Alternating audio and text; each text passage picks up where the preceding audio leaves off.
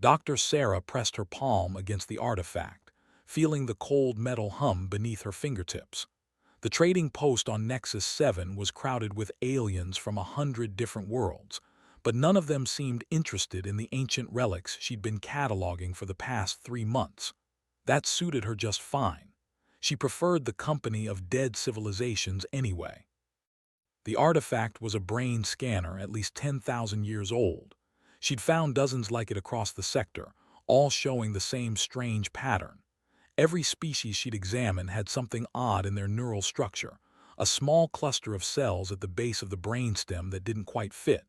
It looked natural, like any other part of their biology, but the placement was too perfect, too identical across completely unrelated species.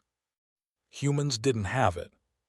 Sarah had triple-checked her own scans and those of the other humans on the station. Nothing. Whatever this structure was, Earth's children had evolved without it.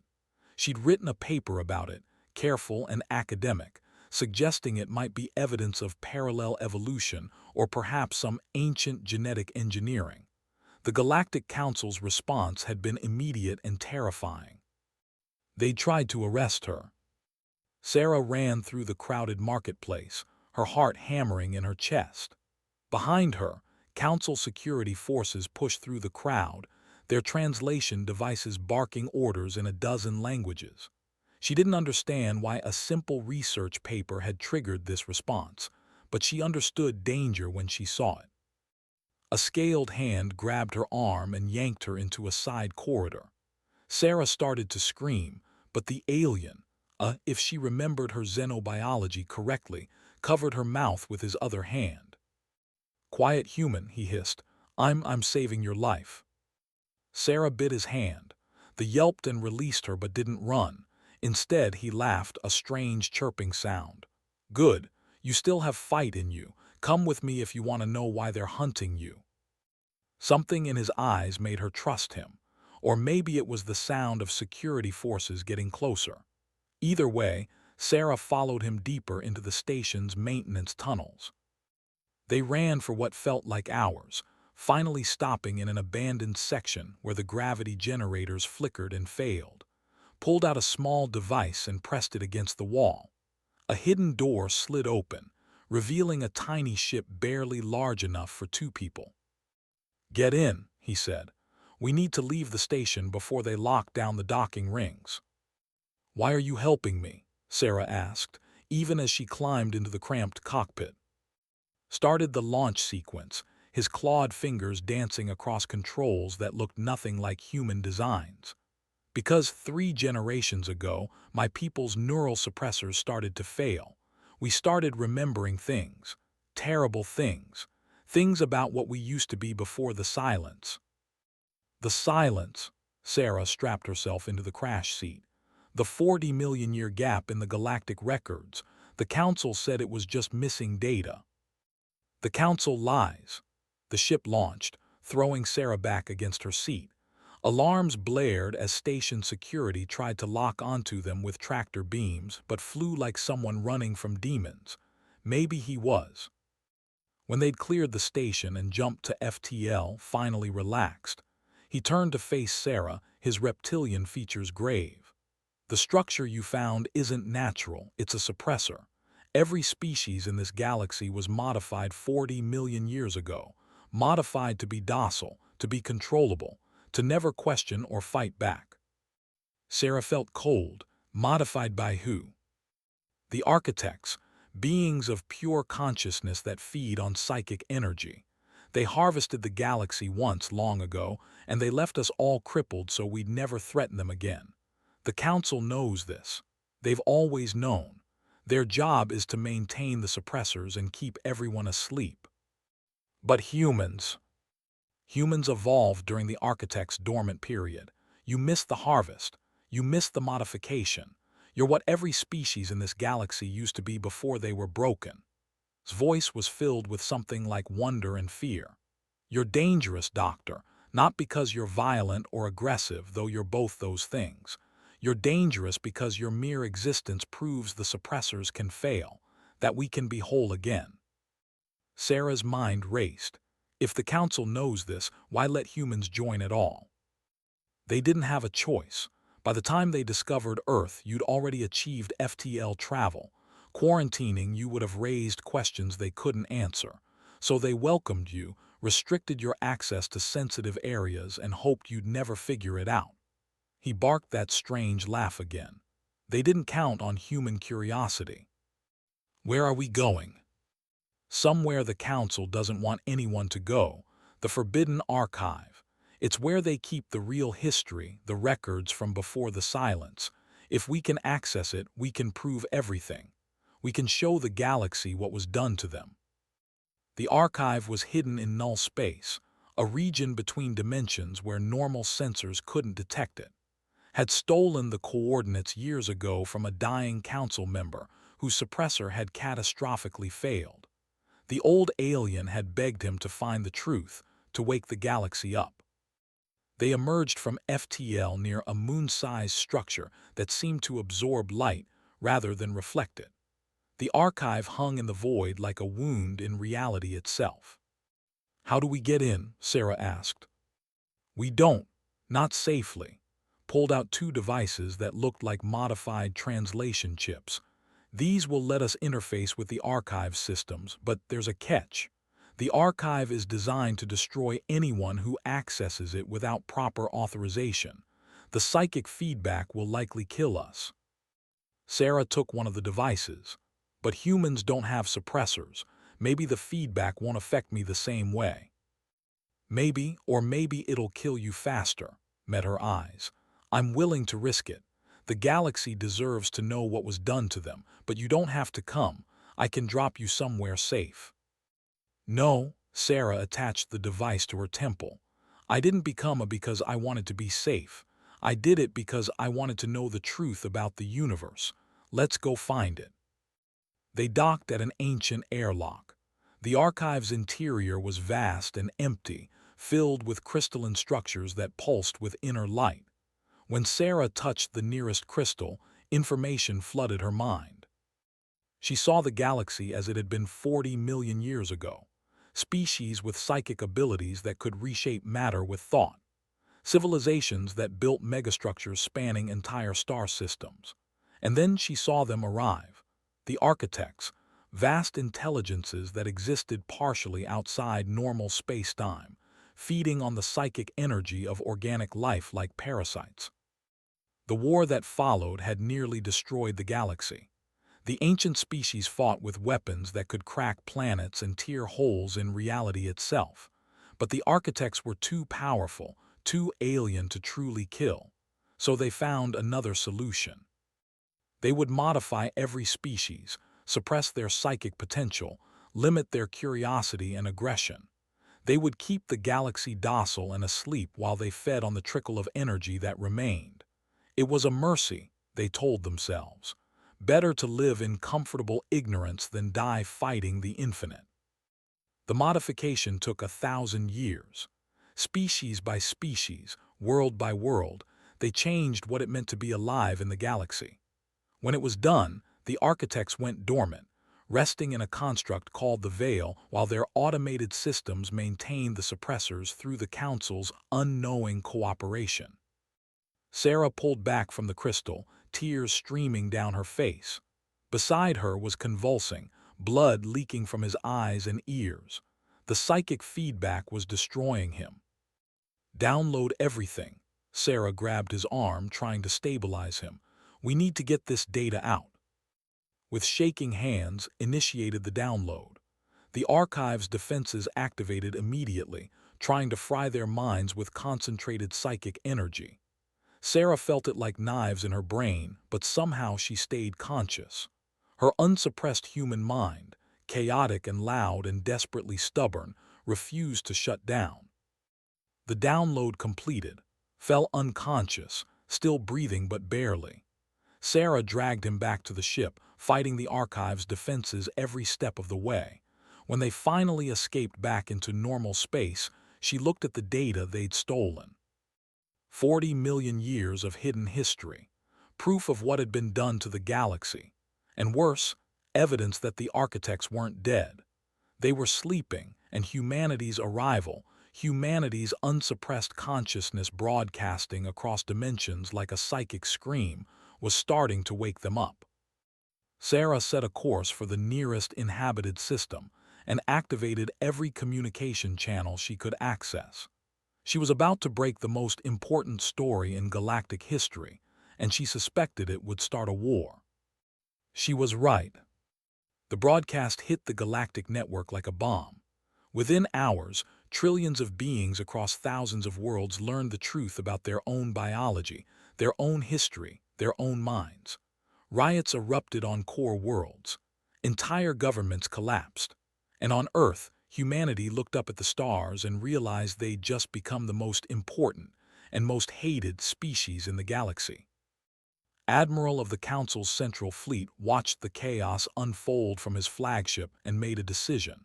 Humanity had to be contained, preferably eliminated. They were a cancer in the galaxy's carefully maintained order, a reminder of everything that had been sacrificed for peace. He gave the order to mobilize the fleet.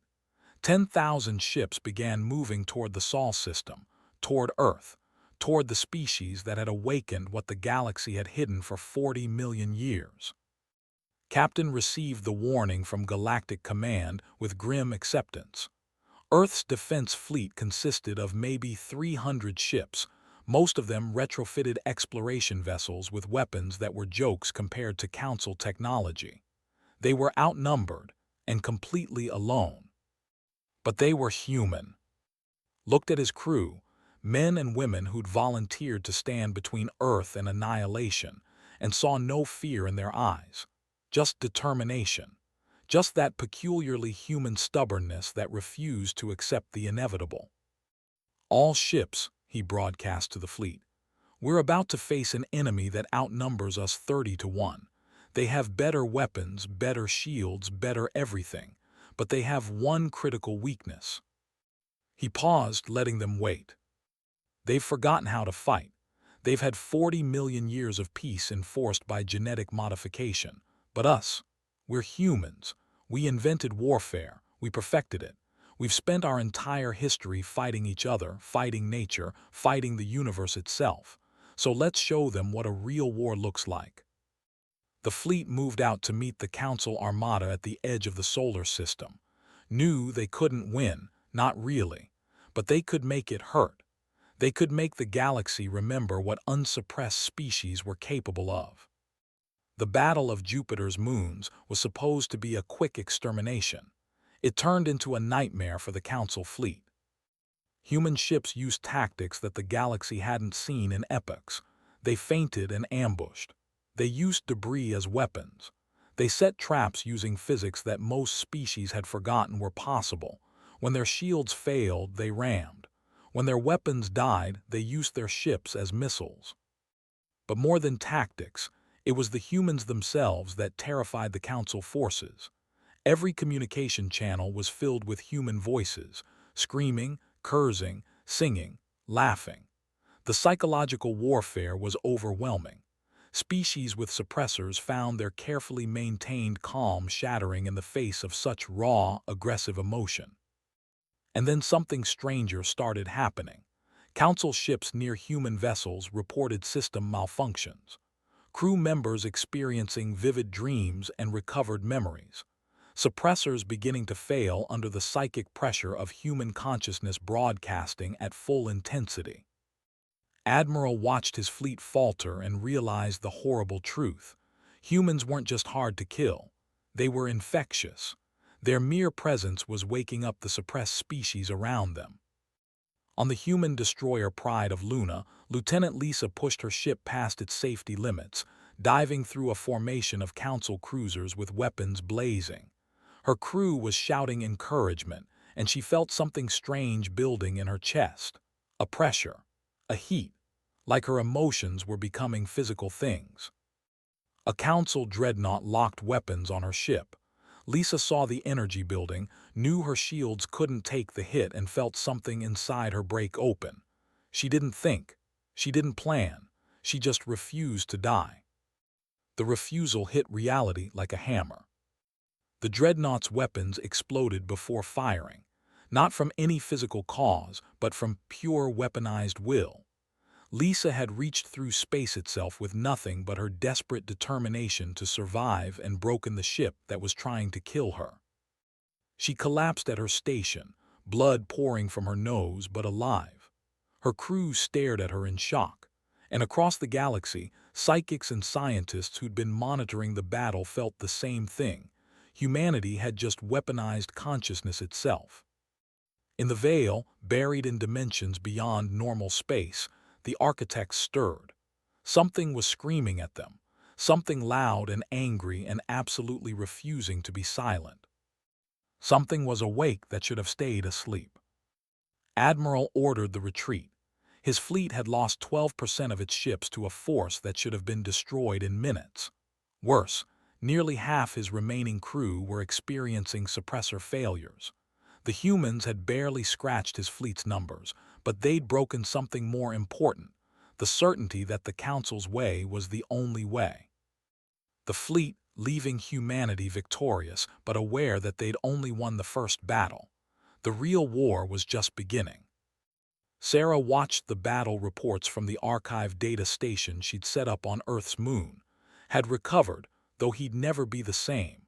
The psychic feedback had damaged something fundamental in his mind, leaving him with fragments of memories that weren't his own. Ancient memories. "It's starting," he said quietly. "The architects are waking up." Sarah pulled up the dimensional sensors they'd built using archive technology.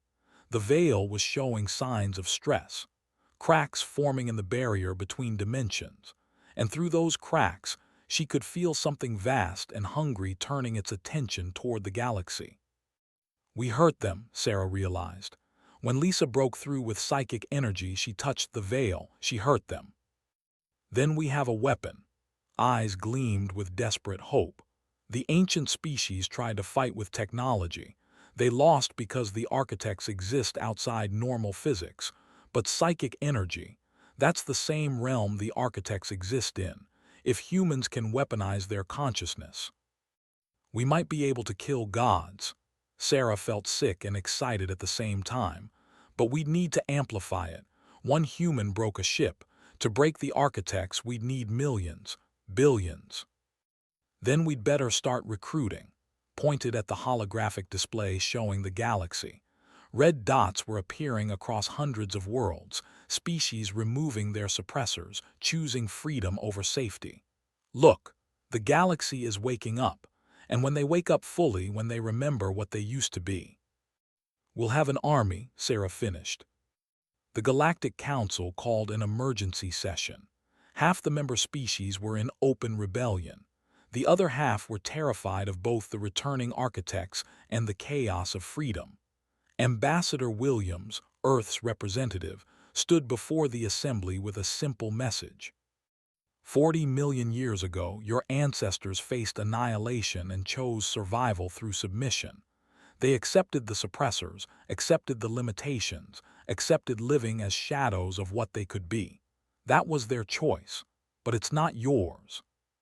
She paused, letting her words echo through the chamber. The architects are waking up. They're coming back to feed on you again. You can face them as slaves, limited and suppressed and helpless. Or you can face them as your ancestors did, free and dangerous and alive. Humanity didn't ask to be the catalyst for this. We didn't know what we were waking up. But now that it's awake, now that you know the truth, you have to choose. And if we choose freedom and lose, a council elder's voice was quiet. If we remove the suppressors and the architects harvest us all. Williams smiled grimly. Then at least you'll die on your feet instead of your knees. That's got to count for something. The vote wasn't unanimous, but it didn't need to be. Enough species chose freedom. Enough species chose to remember. And as the suppressors failed across the galaxy, as trillions of beings rediscovered emotions and thoughts and abilities they'd been for, the psychic noise grew louder. In the veil, the architects fully woke. They were hungry, they were angry, and they were coming to teach the galaxy why submission was the only mercy they'd ever offered. The cracks in the veil widened. Feeding tendrils began reaching into normal space, targeting populated worlds. When they touched a planet, every living thing fell into catatonia as their psychic energy was drained. Billions died in the first week, tens of billions in the first month. The galaxy watched in horror as the architects demonstrated why they'd been so feared 40 million years ago. Conventional weapons passed through them harmlessly. Ships that got too close had their crews reduced to empty husks. Entire star systems went dark as the feeding frenzy intensified. And humanity looked at this cosmic horror and said, "No." Sarah's research team worked around the clock, combining archive data with human neuroscience and the recovered memories of newly awakened species. They built a theory, then a prototype, then a network that could link consciousness across light years. "It's insane," one of her assistants said, looking at the final design. "You want to link every human on Earth into a single psychic weapon." "Not just humans," Sarah corrected. "Every awakened species, every consciousness that's chosen freedom. We'll use human minds as the foundation. We're naturally louder and more aggressive psychically, but we'll amplify it with everyone else who wants to fight." Lisa, recovering from her first psychic breakthrough, studied the network design. She'd become Earth's first weaponized consciousness, and the experience had nearly killed her. "If this works, we're going to burn out a lot of minds, including ours." "I know," Sarah met her eyes, "but if we don't try, the architects will drain the entire galaxy. Everyone dies anyway. At least this way, we die fighting." The network was called Operation Defiance, and it was humanity's last desperate gamble. Every human who volunteered would link their consciousness together, amplifying and focusing their psychic energy into a weapon. The awakened alien species would add their own power, their own recovered memories of what they used to be. Together, they would dive into the veil and kill gods. The day of the assault, Sarah stood in the neural link chamber with Lisa and, around the galaxy, 8 billion humans and trillions of awakened aliens prepared to join the network. The risk was enormous. The psychic feedback might kill them all, but every single one had volunteered. "Are you ready?" Sarah asked. Lisa cracked her knuckles. "I've been ready to punch God in the face since I was 12 and my mother died of cancer. Let's do this." Chirped his laugh one last time. "My people were poets once, warriors, dreamers. The architects took that from us. I'm ready to take it back." Sarah activated the network. The sensation was indescribable. 8 billion human minds, each one loud and chaotic and desperately alive, linked together in a cascade of consciousness. Layered on top of that were the minds of trillions of awakened aliens, adding their own perspectives and memories and determination. The psychic noise was deafening, a scream of defiance that echoed across dimensions. Sarah felt herself dissolving into the network, becoming part of something vast. But she held onto her core identity, her sense of self, and used it as a weapon. She dove into the veil. The veil was a universe of hunger. The architects existed there as vast presences, intelligence so alien and enormous that normal minds couldn't comprehend them. They turned their attention to the intruders, amused at first. This was exactly what they'd prevented 40 million years ago, species trying to fight back. They began to feed. But human consciousness didn't break the way they expected. Every time the architects drained away psychic energy, the humans just got angrier, just got louder.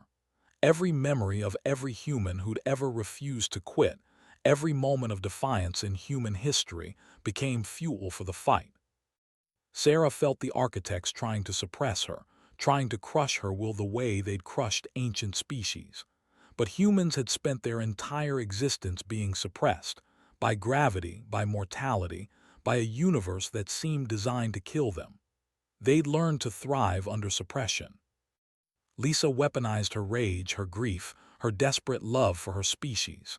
She struck at the nearest architect, not with technology but with pure will. The entity recoiled, confused. Nothing should be able to hurt them in their own domain. But Lisa wasn't nothing. She was human, and humans had spent learning how to hurt things that shouldn't be hurt. Across the network, billions of minds learned from her example. They struck together, a coordinated assault of weaponized consciousness. The architects tried to defend themselves, tried to show these primitives why they'd ruled the galaxy for eons. They failed, because the architects had made one critical mistake 40 million years ago. They'd thought that suppressing aggression, curiosity, and defiance would make species weaker. And for most species, that was true. But they'd never encountered a species that had evolved those traits as survival mechanisms against a hostile universe. The battle raged across dimensions that had no physical form. Sarah lost track of time, minutes or years, it didn't matter. She fought alongside humans and aliens, each one contributing their own flavored determination to the assault. She saw people burning out, their minds unable to handle the strain. She saw Lisa pushing past every limit, refusing to stop even as blood poured from her eyes. And slowly, impossibly, the architects began to break. They were ancient and powerful, but they'd grown complacent. 40 million years of feeding on docile, suppressed species had made them soft. They'd forgotten that consciousness, real consciousness, was a weapon precisely because it refused to accept limits. The final push came from an unexpected source. His mind, already damaged by the archive's defenses, channeled the memories of his ancestors. They had been once able to reshape reality through imagination. He'd lost that ability when the suppressors activated. But now, linked to billions of other minds, he remembered how. He wove a dream of the galaxy free from the architects. He made it so vivid, so real, that reality itself bent to accommodate it. The dream became a weapon, stabbing into the heart of the veil and shattering it from within. The architects screamed. The sound was terrible beyond description, echoing across every dimension simultaneously. Then they fragmented, pieces of their consciousness scattering into realms where they could never reform. The veil collapsed. Sarah found herself back in her body, gasping for air. Around the galaxy, billions of people woke from the network, many of them permanently damaged. The psychic assault had burned out 12% of humanity's population, leaving them comatose or dead.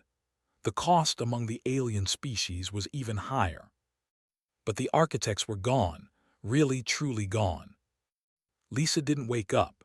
She'd burned herself out in the final assault, pushing past every human limit to deliver the killing blow. Sarah held her friend's body and cried, mourning the woman who taught the galaxy how to weaponize hope. Survived, but barely. His mind was a patchwork of his own memories and fragments of 1,000 ancient cultures. He would never be wholly himself again. But he smiled at Sarah and said, "We won. We actually won." The galaxy emerged from the war changed. The suppressors were permanently disabled, unable to function without the architect's dimensional presence maintaining them. Species that had lived in comfortable docility for 40 million years now had to rediscover what freedom meant. It was messy, violent, chaotic, and beautiful. Humanity didn't become the galaxy's rulers. They'd never wanted that. But they became something more important. They became the reminder. The proof that consciousness was meant to be loud and aggressive and stubbornly alive. That asking questions was better than accepting answers. That waking up was always better than sleeping through life. 10 years after the war, Sarah stood before the reformed Galactic Assembly. It wasn't a council anymore, wasn't a top-down hierarchy. It was a chaotic, argumentative, gloriously free association of species figuring out how to coexist without suppressors or shepherds. "What role will humanity play?" a young alien asked, her species name unpronounceable to human tongues. She was a poet, Sarah had learned. Her species had been farmers before the suppressors. Now they were discovering they'd been artists all along. Sarah thought of Lisa, of the billions who'd sacrificed their minds to kill gods. She smiled. "The same role we've always played. We'll ask the questions no one wants answered. We'll go to places we're told not to go. We'll wake things up that should maybe stay sleeping, because that's what humans do. We're the species that looked at fire and said, I want to control that. We looked at the stars and said, I want to go there. We looked at gods and said, I want to kill those. She paused, looking out at the assembly of free species. So when the next impossible thing shows up, and it will because the universe is full of impossible things, we'll be there. Being loud, being stubborn, being human, and hopefully teaching you all that impossible just means you haven't tried hard enough yet. The assembly erupted in applause, cheers, and a few species-specific expressions of approval that involved bioluminescence and pheromones. Sarah stepped down from the podium and looked up at the stars through the station's dome. The galaxy was awake now, really, truly awake, and somewhere in the vast darkness between stars, she imagined she could hear it dreaming. Not the dead dreams the architects had imposed, but real dreams. Messy, ambitious, impossible dreams of species that had remembered what it meant to be alive. Humanity had awakened what the galaxy hid. Now they all had to live with the consequences, the freedom, the danger, the infinite possibility of a universe with the lights turned on. Sarah smiled. She wouldn't have it any other way.